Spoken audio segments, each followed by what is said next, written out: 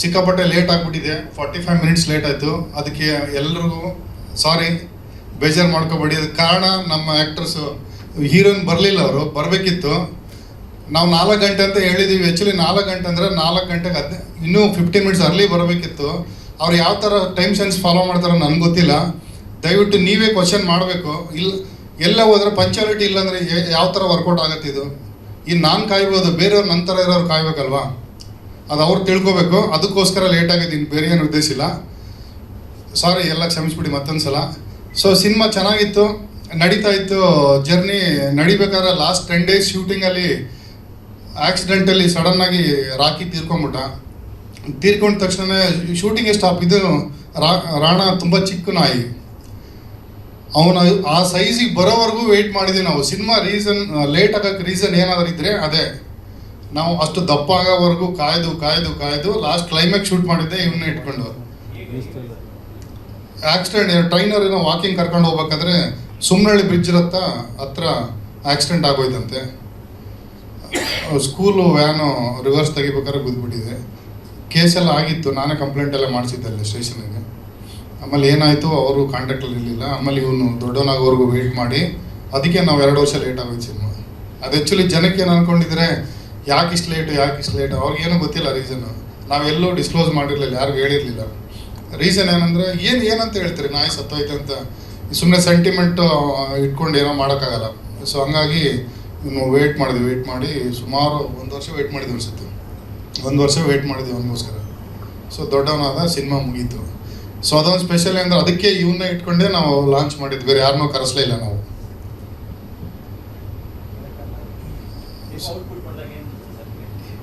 Sir ಚೆನ್ನಾಗಿದೆ sir, emotional journey, ಜನಕ್ಕೆ touch ಆಗುತ್ತೆ. ಯಾರು ಪ್ರಾಣಿ ಪ್ರಿಯರು ಯಾರಿದ್ದಾರೆ ನೋಡಿ, ಅವ್ರಿಗೆ ತುಂಬ ಇಷ್ಟ ಆಗುತ್ತೆ ನಾಯಿ.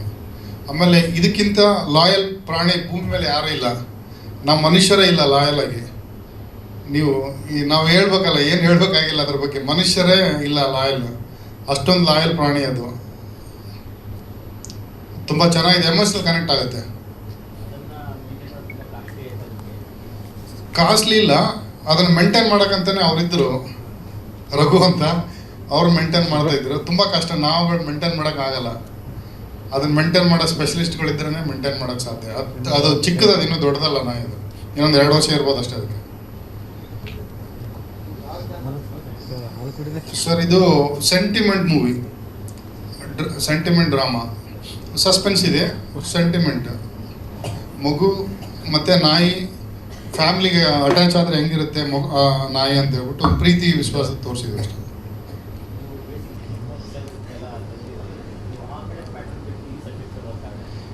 ಸರ್ ಇಲ್ಲ, ಆ್ಯಕ್ಚುಲಿ ನಾನು ಕಿಕ್ ಬಾಕ್ಸಿಂಗಲ್ಲಿ ಪೀಕಲ್ಲಿ ಇದ್ದೆ. ನಾನು ಒಂದು ಟೈಮಲ್ಲಿ 2019 ನಾನು world cup medal winner.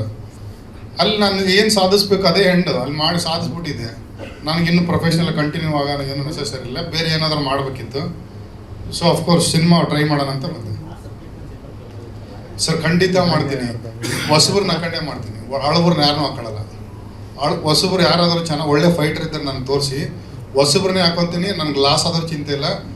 Kannada ಸಿನಿಮಾನೇ ಮಾಡ್ತೀನಿ, ಹೊಸಬ್ರನ್ನ ಹಾಕೊಂಡೇ ಮಾಡ್ತೀನಿ. ಹಳಬ್ರು ಬರ್ತಿಲ್ಲ, ಆನೆಸ್ಟ್ ಹೇಳ್ತೀನಿ. ನಾನು ಯಾರಿಗೂ ಬೈತಿಲ್ಲ, ಯಾವ ಹೀರೋಗೆ ಏನೂ ಮಾತಾಡ್ತಿಲ್ಲ.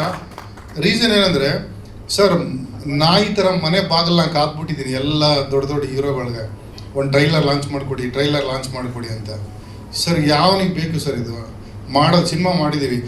ನೀವೇ ಯೋಚನೆ ಮಾಡಿ, ಯಾರಿಗಾದ್ರೂ ಒಬ್ಬ ದೊಡ್ಡ ಸೂಪರ್ ಸ್ಟಾರು ಸೆಲೆಬ್ರಿಟಿ ಯಾರೋ, ನಾನು ಯಾರನ್ನ ಹೆಸರು ಇಟ್ಟು ಇದು ಮಾಡ್ತಿಲ್ಲ, ಯಾವ ಅಭಿಮಾನಿಗಳು ಆಮೇಲೆ ನನಗೆ ಬೈಯಕ್ಕೆ ಸ್ಟಾರ್ಟ್ ಮಾಡಿಬಿಡಿ. ಜಸ್ಟ್ ಸಿಂಪಲ್ಲಾಗಿ ಮೈಕ್ ಕೊಟ್ಟರೆ ಮಾತಾಡಿದ್ರೆ ಕನ್ನಡ ಬಗ್ಗೆ ಇಷ್ಟು ಉದ್ದ ಪಾಠ ಮಾಡ್ತಾರೆ. ಕನ್ನಡ ಸಿನಿಮಾ, ಕನ್ನಡ ಬೆಳಿಬೇಕು, ಕನ್ನಡ ಹಂಗೆ, ಕನ್ನಡನ ಯಾರು ನೋಡಲ್ಲ, ಕನ್ನಡ ಸಿನಿಮಾ ನೋಡಲ್ಲ, ಕನ್ನಡಕ್ಕೆ ಸಪೋರ್ಟ್ ಮಾಡಿ, ಕನ್ನಡ ಬೆಳೀಲಿ ಅಂತಾರೆ. ಕರೆಕ್ಟ್ ಅಲ್ವ ಸರ್? ಅದೇ ಕನ್ನಡ ಸಿನಿಮಾ ಮಾಡಿದ್ದೀನಪ್ಪ, ಬಂದರು ಸಪೋರ್ಟ್ ಮಾಡ್ರಪ್ಪ ಅಂತ ಕೇಳಿದ್ರೆ ಯಾರೂ ಬರಲ್ವಲ್ಲ ಸರ್, ಯಾರೂ ಬರಲ್ಲ. ಅವ್ರೇನು ಅಂದರೆ ನಾನು ನೋಡಿರೋ ಪ್ರಕಾರ, ನಾನು ಹೊಸಬ ಇಂಡಸ್ಟ್ರಿಗೆ, ನಾನು ನೋಡಿರೋ ಪ್ರಕಾರ ಯಾವ ಹೀರೋ ಹೇಳಿ ಸರ್ ಹೊಸಬ್ರಿಗೆ ಸಪೋರ್ಟ್ ಮಾಡಿದ್ದಾರೆ? ನೀವು ನನಗೆ ಹೇಳಿ ಸರ್.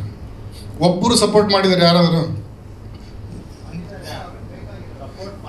ಮಾಡಿದ್ದಾರೆ.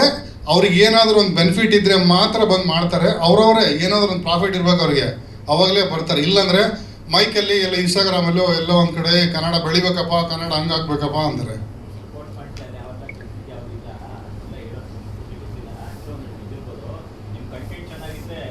ಖಂಡಿತ ಆಗುತ್ತೆ. ಅದಕ್ಕೋಸ್ಕರ ನಾವು ನಮಗೆ ರಾಣ ನಾಯಿನೇ ಬಾಸ್, ನಾಯಿನೇ ಇಟ್ಕೊಂಡೇ ನಾವು ಸಿನಿಮಾ ಮಾಡಿದ್ದೀವಿ. ಆಮೇಲೆ ಇನ್ನೊಂದು ಏನಂದರೆ ಲೂಸ್ ಮಾದ ಯೋಗಿ ಅವರು ನಮಗೆ ತುಂಬ ರೆಸ್ಪಾನ್ಸ್ ಮಾಡಿದ್ದಾರೆ. ಇದು ಮುಹೂರ್ತಕ್ಕೆಲ್ಲ ಬಂದಿದ್ದರು. ನಾವು ಅದು ಅಲ್ಲದೆ ಉಮಾಪತಿ ಶ್ರೀನಿವಾಸ್ ಗೌಡ ಅಣ್ಣ ಅವರು ಕೂಡ ನಮ್ಮ ಬ್ಯಾಕ್ಗ್ರೌಂಡೇ. ಅವ್ರು ಯಾವಾಗ ಕರೆದ್ರು ನಮಗೆ ಇಲ್ಲ ಅಂತ ಹೇಳಿಲ್ಲ, ಬಂದಿದ್ದಾರೆ. ಇವರಿಬ್ಬರನ್ನ ಬಿಟ್ಟರೆ ಬೇರೆ ನಾನು ಹೇಳ್ತೀನಿ ನೋಡಿ, ಎಲ್ಲ ಸ್ವಾರ್ಥಿಗಳು ಸರ್. ಅವ್ರು ನೋಡ್ಕೊಂಡು ಅವ್ರು ಹೋಗ್ತಾ ಇರ್ತಾರೆ, ಬೇರೆ ಯಾರಿಗೂ ಸಪೋರ್ಟ್ ಮಾಡಲ್ಲ. ಕೇಳಿದ್ರೆ ಯಾಕೆ ಮಾಡಬೇಕು ಅಂತಾರೆ, ಇಲ್ಲ ಇನ್ನೊಂದು ವರ್ಷನಲ್ಲಿ ನೋಡಿದ್ರೆ ಕನ್ನಡ ಬೆಳಿಬೇಕ್ರಪ್ಪ, ಕನ್ನಡ ಬೆಳೆಸ್ರಪ್ಪ, ಇನ್ನೊಂದು ವರ್ಷ ಹಿಂಗೆ ಸ್ಟ್ರೈಟಾಗಿ ಹೋದ್ರೆ ಅದೇ ಕನ್ನಡ ಸಿನಿಮಾ ಮಾಡೀನಿ ಅಂದರೆ ಯಾವನೂ ಬರಲ್ಲ ಸರ್, ಯಾರು ಹೆಲ್ಪ್ ಮಾಡೋಕ್ಕೆ ಬರಲ್ಲ.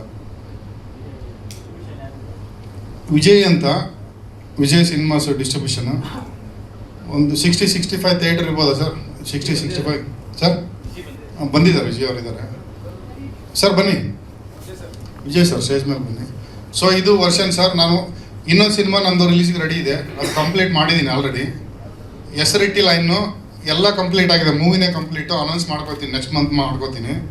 ಅದಾದಮೇಲೆ ಇನ್ನೊಂದಿದೆ, ಅದನ್ನು ರೆಡಿ ಮಾಡಿಸ್ತಾ ಇದ್ದೀನಿ. ಇಲ್ಲ ಅದು ಅನೌನ್ಸ್ ಮಾಡಿಲ್ಲ. ಇಲ್ಲ ಅದು crime thriller movie. Second movie ಬಂದು ಕ್ರೈಮ್ ಥ್ರಿಲ್ಲರ್ ಮೂವಿ, ಅದನ್ನು ರೆಡಿ ಮಾಡಿದ್ದೀನಿ. ಇನ್ನೊಂದು ಕಮರ್ಷಿಯಲ್, ಅದನ್ನು ರೆಡಿ ಮಾಡಿದ್ದೀನಿ. ಬಟ್ ವಿಷಯ ಏನಂದರೆ ಎಲ್ಲರೂ ಹೊಸಬ್ರೆ, ನಾನು ಹೊಸಬ್ರಿಗೆ ಚಾನ್ಸ್ ಕೊಡ್ತೀನಿ. ಹಳಬ್ರನ್ನ ಯಾವುದೇ ಕಾರಣಕ್ಕೂ ಲಾಸ್ ಆದರೂ ಚಿಂತಿಲ್ಲ, ನಾನು ಹಳಬ್ರನ್ನ ಹಾಕೊಂಡು ಮಾಡಲ್ಲ. ಯಾಕಂದರೆ ಹಳಬ್ರನ್ನ ನಮ್ಗೆ ಹೆಲ್ಪ್ ಮಾಡಿದ್ರೆ ಯಾರು ಬಂದಿಲ್ಲ. ಸೊ ಅವ್ರು ನೆಸಸರಿ ನನಗಿಲ್ಲ. ನಾವೆಲ್ಲ ಯಾವುದೇ ಸಿನಿಮಾ ಮಾಡಿದ್ರು ಹೊಸಬ್ರನ್ನ ಹಾಕೊಂಡೆ. ಥ್ಯಾಂಕ್ ಯು ಸೋ ಮಚ್ ಎಲ್ರಿಗೂ, ನನ್ನ ಸ್ನೇಹಿತರಿಗೂ ಸರ್, ಎಲ್ರಿಗೂ ಥ್ಯಾಂಕ್ ಯು ಸೋ ಮಚ್ ಎಲ್ಲರೂ ಬಂದಿದ್ದಕ್ಕೆ.